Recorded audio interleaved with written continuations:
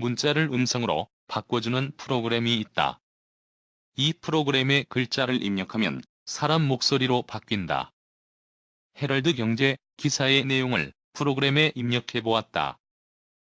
얼마나 성능이 좋은지 직접 들어보자. 공백 상태인 헌법재판소장 자리가 현직 재판관으로 채워질 것으로 보인다.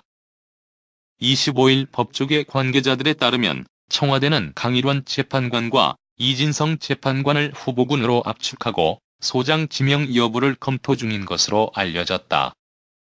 당초 청와대가 헌재 소장 임기 논란을 우려해 유남석 헌법재판관 후보자를 소장으로 지명할 것이라는 관측도 나왔지만 현직 재판관 쪽으로 선회한 셈이다.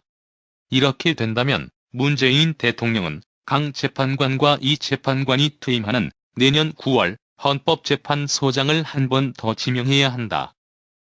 이러한 움직임은 헌재 소장 임명 동의안 통과 가능성을 염두에 둔 것으로 분석된다.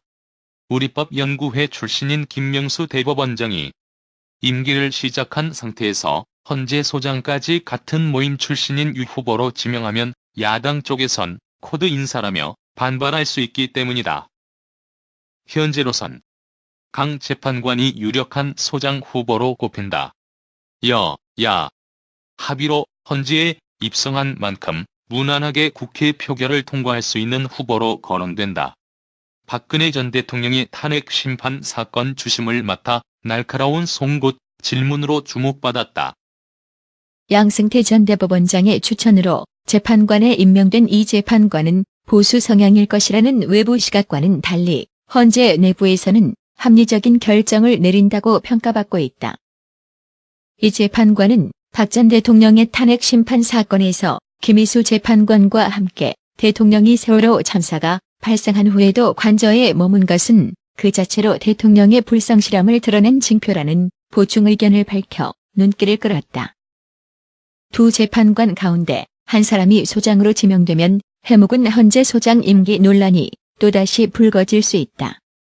헌법과 헌법재판소법은 재판관 임기를 6년으로 규정하고 있지만 소장 임기는 따로 정하지 않았다.